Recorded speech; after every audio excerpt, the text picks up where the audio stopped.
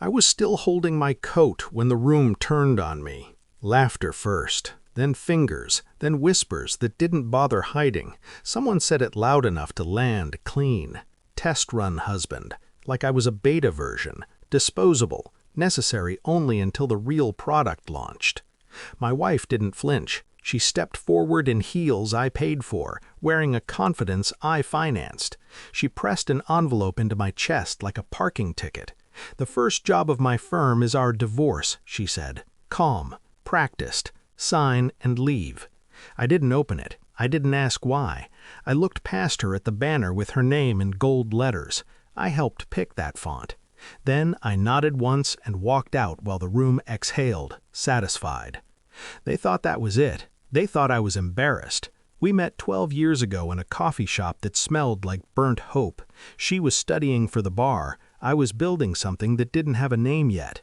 She believed in me before anyone else pretended to. Or maybe she just saw the trajectory. We built a life like a contract, terms understood, benefits shared. When she talked about starting her own firm, I didn't hesitate. I seeded it quietly. 20 million. No strings, no press. I didn't want my name anywhere near her success. I wanted it to be hers. That's the part that still hurts. Not the money, the faith.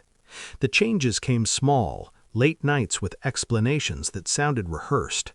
A new vocabulary, my firm, not our plans. Her phone turning face down, meetings that didn't need me anymore. I noticed everything and said nothing. Love teaches you to lie to yourself efficiently. The proof arrived on a Tuesday, a forwarded email that wasn't meant for me. Subject line, launch party optics, my name listed under risks. Notes about timing the divorce for maximum narrative control. A joke about keeping me pliable until the funding stabilized. I closed the laptop. I made dinner. I kissed her goodnight. That's when the planning started. I didn't rage. I audited. I reviewed every agreement, every payment, every trip charged to accounts tied to me. The firm wasn't just seeded by my money, it breathed through it. Office lease, event planners, PR retainers, travel advances, all reversible, all legal. I waited for the party because timing is everything. Public humiliation demands a public response, but not a loud one. When I left that room, I got in my car and made 4 calls, each one calm, each one final. Payments canceled, cards frozen. The caterer was notified mid-toast. The band was paid to stop. The venue deposit clawed back under breach clauses she never read because she trusted me to handle the boring parts. Then I pulled the investment. 20 million doesn't disappear quietly. It leaves a vacuum. I went home and poured a drink I didn't need. I sat on the couch and watched my phone wake up like it was possessed.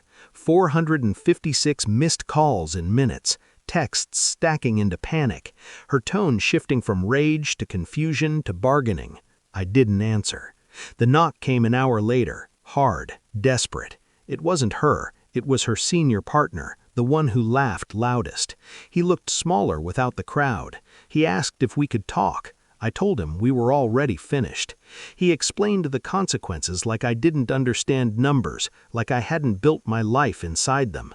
I listened. Then I showed him the email, the optics memo. His name was on it too. He didn't knock again. By morning, the story had changed. Vendors unpaid, employees locked out, launch articles pulled. The banner came down, quietly, like a body removed at dawn. She came later, no heels, no confidence. She didn't apologize. She explained. She always did. I handed her the envelope back, unsigned. "You should read your own contracts," I said. That was the only line I gave her. She asked how I could do this to her. I told her I didn't. She did it to herself. I just stopped holding it together. Now I sit in the silence that follows justice. Not happy, clean. I didn't raise my voice. I didn't beg. I didn't break anything but the illusion she built on my back. They'll call me cold, calculated. They're right. That's what survives.